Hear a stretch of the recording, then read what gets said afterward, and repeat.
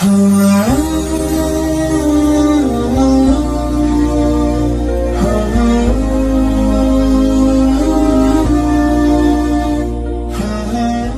yang mau jadi wali kota, orang mau jadi bupati, orang mau jadi gubernur, tidak ada lagi yang berbicara visi misi, apa yang mau lakukan memberantas kemiskinan, apa yang mau lakukan untuk meningkatkan kesejahteraan. Yang ada di otaknya, nih duit saya 300 miliar, duit saya 200 miliar. Jadi apa gunanya anak-anak kita belajar ilmu politik? Apa gunanya anak-anak kita belajar IPDN? Apa gunanya anak-anak kita jadi dokter? Tapi kalau mereka miskin, tidak ada peluang jadi pejabat. Alhamdulillah sudah 3 masjid mewah saya bikin. Itu semua dari nontonnya ibu-ibu. Jadi kalau ibu nonton ceramah saya, ibu ikut membangun masjid, ikut membantu anak-anak yatim piatu. Sudah puluhan saya mereka kasih beasiswa. Saya kasih fakir-fakir miskin, janda-janda, janda tua. Kalau muda banyak yang mau selamatkan, ya. Itulah gunanya kau follow para ulamamu, ya.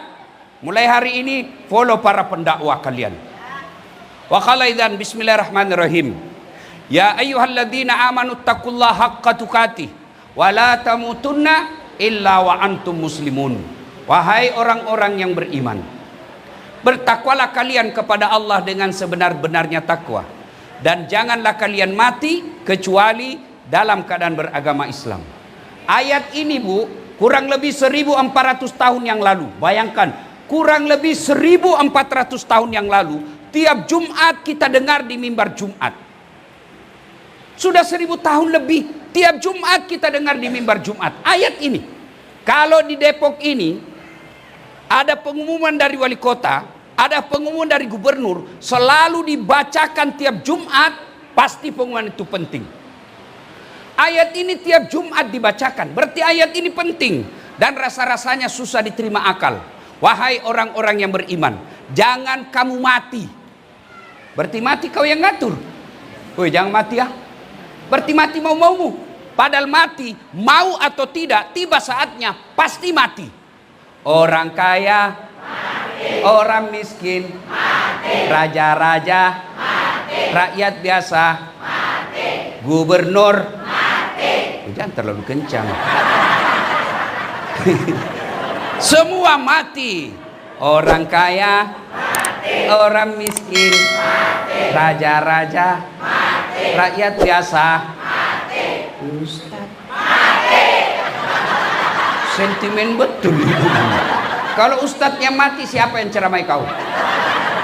Ya, semua mati. Semua, mau kaya, mau miskin, mau tua, mau sehat, mau sakit, mau anak-anak, tiba saatnya pasti mati. Berarti Bu, bukan mati yang jadi masalah. Yang jadi masalah kata Allah, illa wa antum muslimun, kecuali matimu dalam keadaan beragama Islam. Berarti ayat ini Allah ingin sampaikan, wahai punten, punten, punten. Apa artinya punten? Punten, mangga. Orang Bugis bilang tabe, ya kan? Nah, punten. Ya, ayo. Insya Allah Bapak Ibu tidak akan mati dalam keadaan berzina. Insya Allah Bapak Ibu tidak akan mati dalam keadaan ngerampok. Insya Allah tidak akan mati dalam keadaan berjudi. Tapi yang bisa membuat kita mati kafir, hubbi aklil haram, suka memakan barang haram. Salah satu di antara barang haram yang kalian konsumsi adalah menerima serangan fajar ketika pemilu. Kau tepuk tangan, kau semua pelakunya. Betul, betul. Kaulah semua itu pelakunya. Hei, hei, Bu, Bu. Orang yang sudah terlanjur terima serangan fajar kemarin pemilu, kata Nabi 2 solusinya. 1, kembalikan uangnya orang. Uang caleg yang sudah terlanjur kau ambil, kembalikan. Sudah habis Ustaz. Solusinya kata Nabi, hanya api neraka yang bisa mencuci perutmu. Bu, hei, Bu. Kalau orang korupsi 70 miliar masuk neraka, paling tidak dia nikmati di dunia 70 miliar. Tapi kalau 300 ribu masuk neraka, nah itu namanya beleng-beleng. Oi, Pak, saya tanya, Bapak kaya enggak menerima 300 ribu? Begitu kasih 300 ribu langsung kaya? Ibu-ibu miskin enggak menolak 300 ribu? Miskin kau tolak 300 ribu, begitu kau tolak langsung hilang semua hartamu. Miskin? Tidak. Tapi yang pasti ketika kau terima 300 ribu itu artinya kau tutup peluang anakmu jadi wali kota, anakmu jadi gubernur, anakmu jadi anggota DPR. Kenapa? Yang bisa jadi pejabatannya orang yang punya uang. Maka biar anakmu sekolahnya tidak terlalu tinggi, tapi kamu tidak bisa disogok, dia punya peluang jadi pejabat. Kenapa? Insya Allah orang miskin pun bisa jadi pejabat kalau tidak ada uang sogok. Tapi kalau kau terima uang sogok, maka kamu miskin, anakmu akan jadi buruh, dan begitu juga cucumu. Maka pemilu yang akan datang, pilkada akan datang bulan 11, tolak uang politik supaya negaramu baik. Jangan betul-betul kau terima.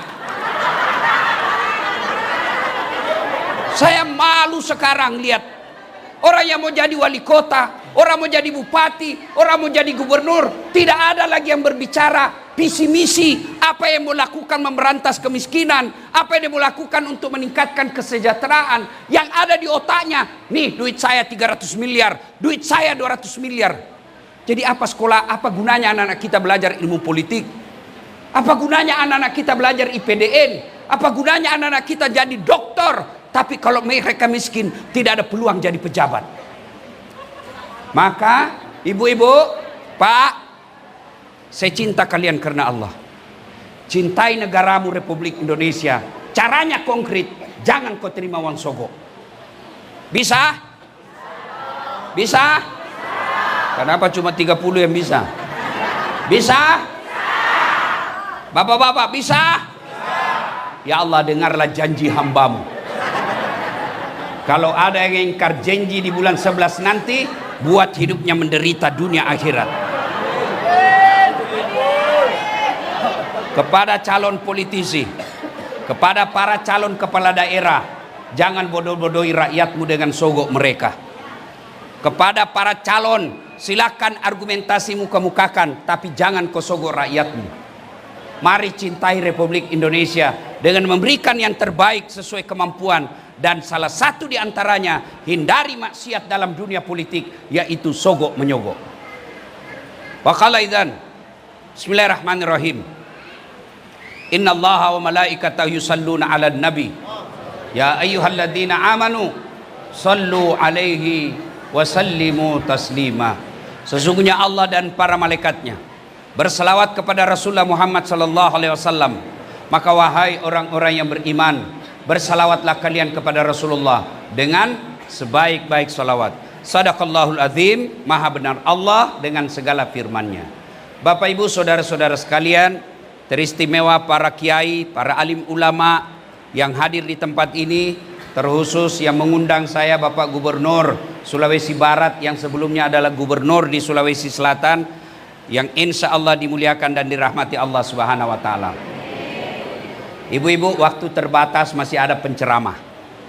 Saya to the point saja. Ibu-ibu pernah lihat antar jenazah?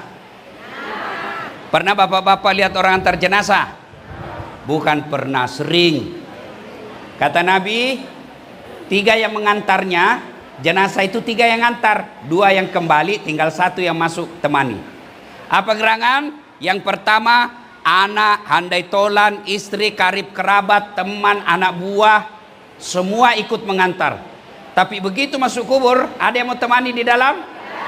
Ada yang mau temani? Jangankan temani masuk kubur, duduk aja di samping kubur sampai jam 12 malam, tidak ada yang mau.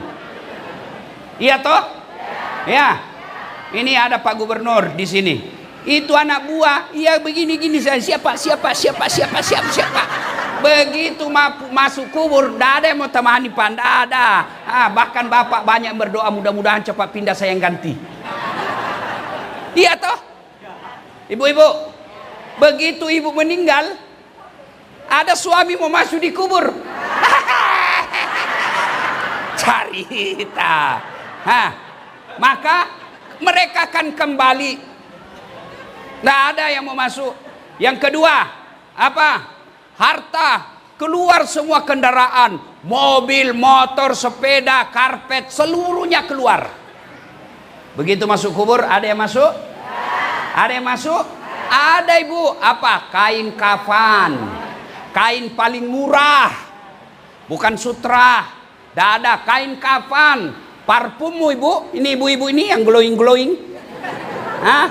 Yang mukanya ini nih cantik-cantik. Begitu ibu meninggal, cacing ibu. Makanya jangan terlalu sibuk memode mukamu, karena yang dia membuat suamimu tertarik bukan glowingnya, tapi hatimu yang bersih. Biar kau cantik, kalau hatimu busuk, maka kecantikanmu diambil suamimu orang lain. Iya toh? Iya. Bujur. Betul. Yang ketiga, yang antar kita amal. Inilah yang setia. Masuklah kita di kubur, kembalilah para pengantar. Ibu-ibu temanmu yang sehat, anak buahmu yang sehat, mereka pasti akan kembali. Bahkan keluargamu yang katanya cinta, dia injak-injak kuburmu sambil menangis. Tapi diinjak-injak kau di dalam. Iya, betul. Kembali. 3, 2 balik, 1 masuk. Maka kata Nabi, ketika kau sudah masuk kuburmu, putuslah semua amal-amalmu. Tidak bisa lagi kau sholat, tidak bisa lagi kau ngaji, tidak bisa lagi kau salawatan, tidak bisa lagi kau tahajud. Semua putus amal-amal. Tinggal 3 lagi yang bisa mengalir, meskipun sudah jadi tulang belulang.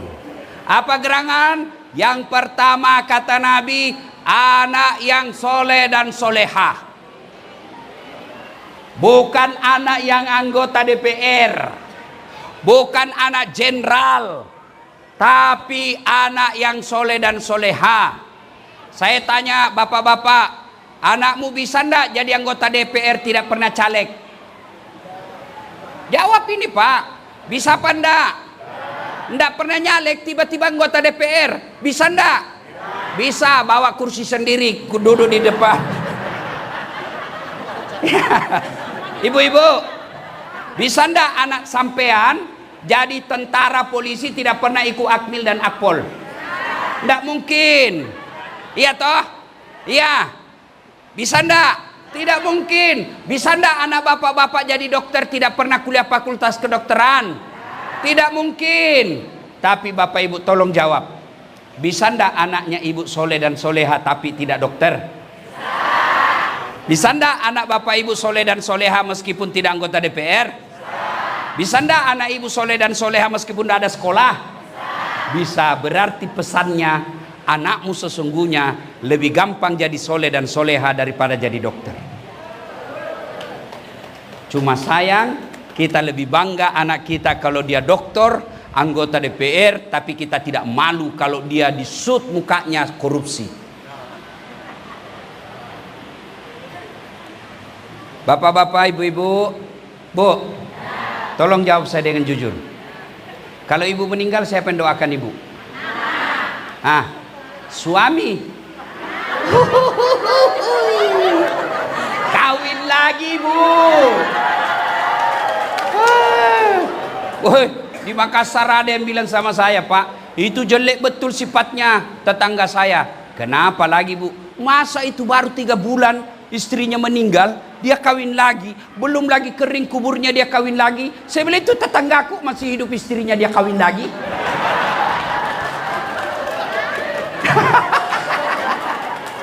Siapa yang doakan ibu? Anak. Bapak-bapak ketika bapak meninggal, siapa yang doakan? Siapa? Temanmu. Jangankan dia doakan, ngetik doa saja dia malas. Lihat itu di grup WhatsApp. Kalau ada yang meninggal, ada yang ketidoa. Tidak, stiker dia kirim. Al-Fatihah. Tidak dia baca Al-Fatihah juga. Ya ketawa, saya serius sini. Hah? Ini dinasehati, dia kira saya stand up. Siapa yang doakan kita? Anak. Anak yang soleh dan soleha. Ibu bapak, lebih baik memelihara 4 kambing di rumah daripada memelihara 1 anak yang tidak bagus agamanya. Ibu-ibu tahu kambing? Tahu kambing? Tahu kambing?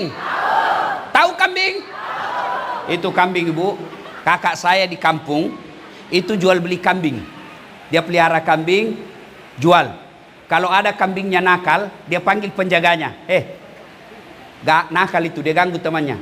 Bawa ke pasar, jual. Sampai di pasar tidak ada yang beli. Apa dia bilang? Kasih pulang, potong.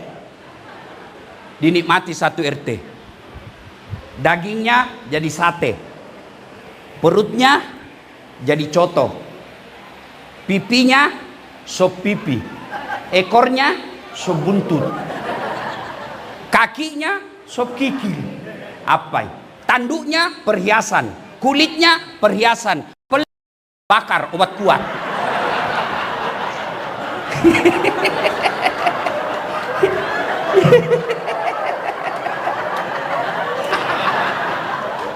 Itu kambing nakal, jual. Nggak ada yang beli, potong.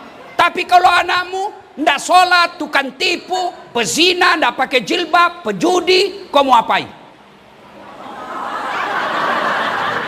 Mau apa? Potong, siapa yang mau makan? Ayo, jual, siapa yang mau beli? Maka itulah makna ayat Quran, manusia kalau tidak iman lebih hina dari binatang. Maka Bapak Ibu sekalian, tidak usah malu kalau anakmu pengangguran tapi rajin jamaah di masjid. Tidak usah malu kalau anakmu cuma pegawai honor, pendapatannya pas-pasan tapi jamaahnya di masjid. Sopan sama orang tuanya, tidak pernah kasar ngomong, menghormati mertuanya. Daripada anakmu tinggi sekolah, banyak duitnya, tapi orang tuanya diperlakukan tidak ada harga dirinya. Percaya ibu, anak itulah harapan kita. Apakah tidak berharap begitu kita wafat, anak kita bikinkan rumah ibadah, dia bikin masjid untuk nama ibunya? Apa kita tidak berharap ketika usia senja kita sudah pensiun tidak bisa cari nafkah, anak kita yang subsidi 1 anak 2 juta, 4 anaknya 8 juta dia dapat 1 bulan mamanya. Itulah anak yang soleh dan soleha. Yang kedua, yang bisa menolong kita ketika sudah masuk di kubur, apalagi? Apa? Sadaqatun jariah, sedekah, harta yang sudah kau sedekahkan. Ibu bapak, ini terutama ini yang banyak cincin-cincinnya di depan saya. Ibu-ibu, kalau ibu meninggal siapa yang pakai emasnya? Siapa yang pakai emasnya? Anak, bukan, istri kedua. Begitu ibu meninggal, suamimu cabut. Ini cincin saya beli. Dia paksa keluar cincinmu, bu. Dia ambil lagi kalungmu. Ini dulu usia pernikahan kita yang 15 tahun, ibu. Dia cabut. Dia cabut lagi gelangmu. Ini emas Dubai kita beli waktu kita umrah, ibu. Gigi palsumu pun dia cabut.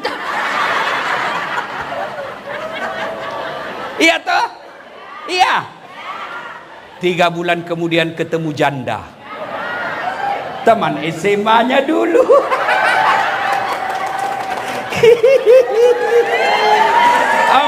Emasmu itu dia kasih keluar dari kantor, dia bilang, "Dek, hadiah untuk kamu.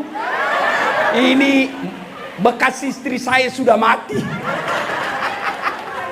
Makanya daripada emasmu dipakai istri kedua, mending bawa di pesantren. Bawa di pesantren. Amal. Jangan juga kau marah kalau kita bahas istri kedua. Karena itu kan bukan haram. Istri kan saya dengar ini ceramah saya. Dia bilang, Ustaz, kan istri saya itu kalau saya sudah ceramah dia nonton juga di YouTube. Dia bilang, mamanya cek istri saya, Ustaz, ada ceramahmu kalau istri meninggal suami kawin lagi. Jadi nanti kalau saya duluan meninggal Ustaz mau kawin lagi. Saya panggil dia, Bu, saya peluk-peluk, saya duduk, saya bilang duduk. Saya cium-cium. Saya bilang, dengar baik-baik sayang ya, dengar baik-baik sayangku. Jangankan kau meninggal, kamu masih hidup saja, saya selalu berpikir kawin lagi. Apalagi kalau kau sudah mati. Ya toh Pak? Ya betul. Betul. Saya lihat muka-mukanya semua takut sama istrinya ini. Berarti kau jadi laki-laki kalau takut sama istrimu. Apa mau takut sama istri dan semua gajimu diambil? Kita yang belikan baju, kita yang belikan emas, kita buatkan rumah, kita cicilkan mobil, baru kau mau takut sama istrimu? Tidak ada orang Bugis takut sama istrinya, Pak. Tidak ada. Cuma istrinya lebih berani daripada suami.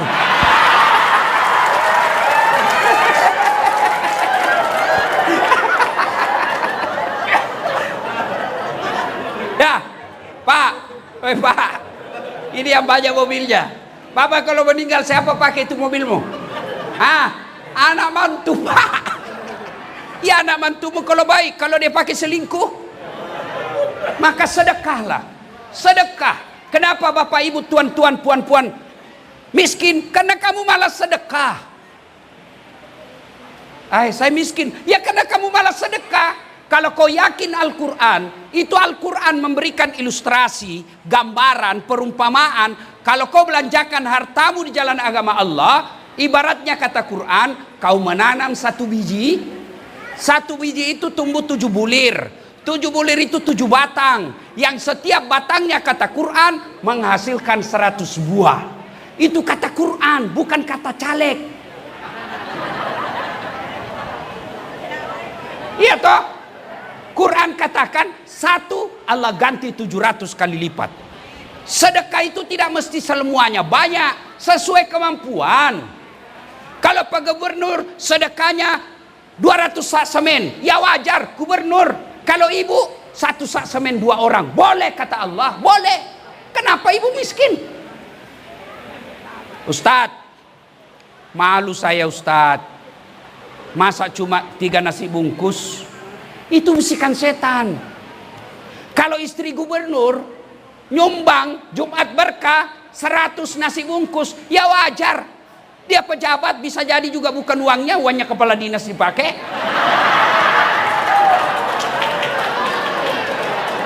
Iya toh? Ya wajar. Tapi kalau ibu penjual pecel, penjual oncom, penjual apa lagi? Untungnya cuma 50.000 sehari, tapi mampu 2 bungkus tiap Jumat. Itu yang buat ibu nanti kaya. Bawa ke masjid, kirim, titip, tolong berikan Pak Ustadz dan penceramah. Penceramah makan nasinya ibu. Selama darah dagingnya penceramah itu berdakwah, ibu dapat kiriman pahala. Dan alhamdulillah sampai detik ini, selama hidup saya jadi pendakwah, tidak ada saya menyaksikan orang bangkrut gara-gara sedekah. Iya toh? Ada enggak orang bangkrut gara-gara sedekah? Tidak ada. Yang bangkrut gara-gara apa? Pinjaman online. Pelakunya ini nih. Pinjol. Belanja online. Judi online. Selingkuh. Narkoba. Itu bisa bangkrut. Tapi kalau orang rajin sedekah, tidak bakal akan bangkrut itu. Allah pasti ganti berkali-kali lipat. Maka kalau ibu mau, sedekahlah. Yang ketiga, yang bisa menolong kita setelah masuk kubur. Ulang tadi, 1, anak yang 2, harta yang sedekahkan. 3, Bapak Ibu sadar ini, camkan baik-baik. Anak yang sekolah di pesantren, 1, pasti makanannya halal. 2, sholat jamaahnya pasti berjamaah di masjid. Sholat 5 waktunya. Tiga, dia punya kesepekaan sosial. Kepekaan sosial itu bagaimana dia muncul? Satu kamar berlima sampai bersepuluh di dalam, maka anaknya tidak akan menjadi egois. Maka Bapak, tidak ada kerugian orang yang mengirim anaknya sekolah di pesantren. Inilah tempat pertemuan tiga yang bisa menolong kita dalam kubur ini. Bapak Ibu saudara-saudara sekalian, sebenarnya banyak yang ingin kita sampaikan, tapi waktu jualah yang membatasi kita. Mudah-mudahan apa yang saya sampaikan ini ada manfaat. Mudah-mudahan kita tergugah kembali untuk menghidupkan pesantren, mengirim anak-anak kita sekolah-sekolah agama. Ya Bu, ingin rasanya berlama-lama, tapi waktu jualah yang membatasi kita. Mudah-mudahan ada manfaat. Lebih dan kurangnya mohon dimaafkan. Usikum wa nafsi bitaqwallah, fastabiqul khairat. Assalamualaikum warahmatullahi wabarakatuh.